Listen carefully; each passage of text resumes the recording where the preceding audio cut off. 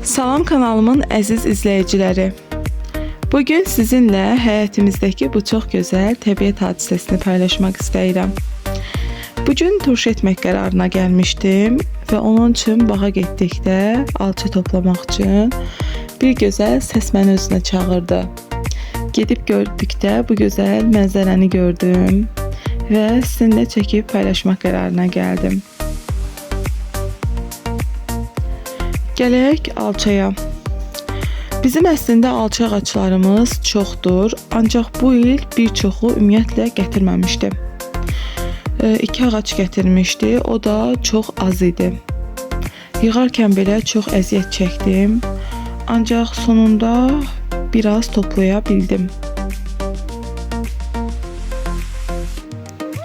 Mən əslində hər il bu alçalardan qış üçün döyməc, turşu və yetişdiyi zaman alça şərabı hazırlayıram. Ancaq bu il çox az gətirmişdi, sadəcə olaraq alça turşusu hazırlaya bildim. Ümumiyyətlə bu il bizim zonada meyvə ağacları çox az gətirib. Bilirsiniz, bu il yağış çox oldu, külək çox oldu.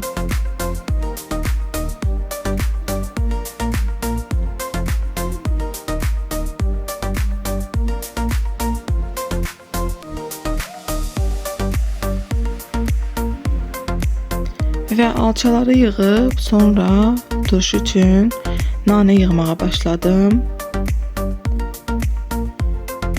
Nanəmizi də yığdıqdan sonra hazırlamaya başlayaq inşallah.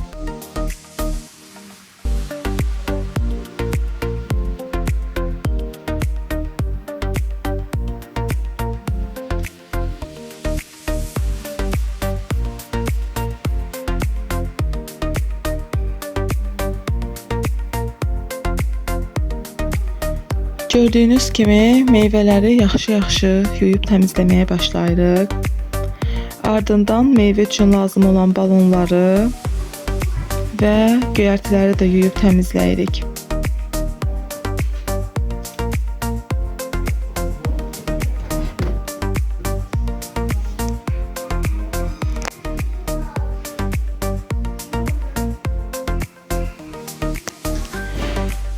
Mən hər balona 4 diş sarımsaq, 3 ədəd dəfnə yarpağı, 3 ədəd nanə əlavə edib, sonra ağzına qədər alçaları yığırıq. Tutan qədər yəni.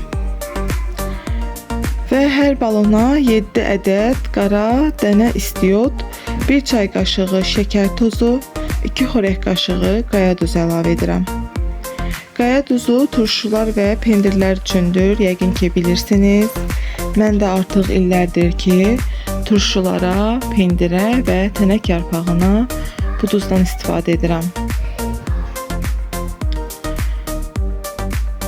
Balonumuz tam hazır olduqdan sonra üzərinə qaynayan suyu əlavə edib və 1 çay qaşığı 70% sirkə, yəni esensiya əlavə edib ağzını bağlayıram. Mən üzərinə ədyalla örtmürəm.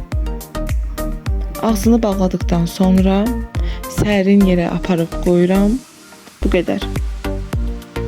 Artıq illərdir ki, bu üsulla hazırlayıram. Çox möhtəşəm olur.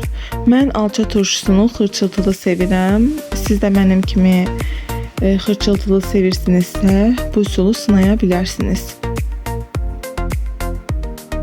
Hazırlayan hər kəsə indidən nuş olsun.